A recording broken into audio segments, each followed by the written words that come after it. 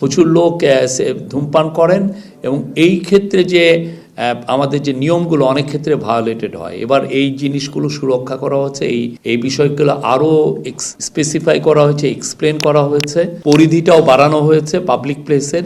Public প্লেসে ধূমপান ও তামাকজাত দ্রব্য ব্যবহারের বিরুদ্ধে আরও কঠোর হচ্ছে সরকার।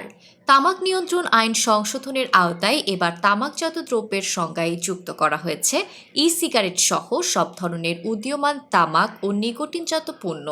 এসব পণ্য ব্যবহার করলে সর্বোচ্চ ২,০০০ টাকা পর্যন্ত জরিমানা আরোপের বিধান রাখা হয়েছে। পাবলিক প্লেস সুরক্ষা আপনারা জানেন, আমাদের যদিও এই আইনটা আগেও ছিল, কিন্তু এই পাবলিক প্লেসে এবার এই জিনিসগুলো সুরক্ষা করা হচ্ছে, এই বিষয়গুলো আরও স্পেসিফাই করা হয়েছে, এক্সপ্লেন করা হয়েছে। নতুন সংশোধন অনুযায়ী e cigarette, electronic nicotine delivery system ENDS, heated tobacco product HTP, nicotine pouch সহ সব আধুনিক ও উদ্ভাবিত তামাকজাত দ্রব্য এখন থেকে সরাসরি আইনের আওতায় থাকবে। এর ফলে এসব পণ্যের ব্যবহার, প্রচার ও বিক্রির ক্ষেত্রেও কঠোর নিয়ন্ত্রণ আরোপ করা সম্ভব হবে বলে মনে করছেন সংশ্লিষ্টরা। সংবেদনশীল স্থানে বিক্রয় নিষেধাজ্ঞা, শিক্ষা প্রতিষ্ঠান, হাসপাতাল, ক্লিনিক ও শিশু পার্কের ১০০ মিটারের মধ্যে তামাক বিক্রয় নিষিদ্ধ।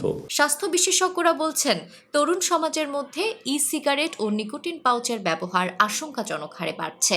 অনেকেই এগুলোকে তুলনামূলক নিরাপদ মনে করলেও বাস্তবে এসব পণ্য মানব স্বাস্থ্যের জন্য মারাত্মক ক্ষতিকর। ফুসফুসের রোগ, হৃদরোগ, ক্যান্সার সহ নানা জটিল রোগের ঝুঁকি বাড়ায় এসব নিকোটিনজাত দ্রব্য।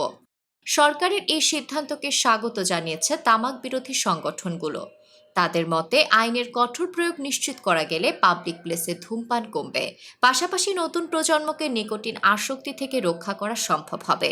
সচেতন মহল মনে করছে, জরিমানার পাশাপাশি নিয়মিত অভিযান ও জনসচেতনতা কার্যক্রম জোরদার করা গেলে ধূমপান মুক্ত পরিবেশ গড়ে তোলা আরও সহজ হবে।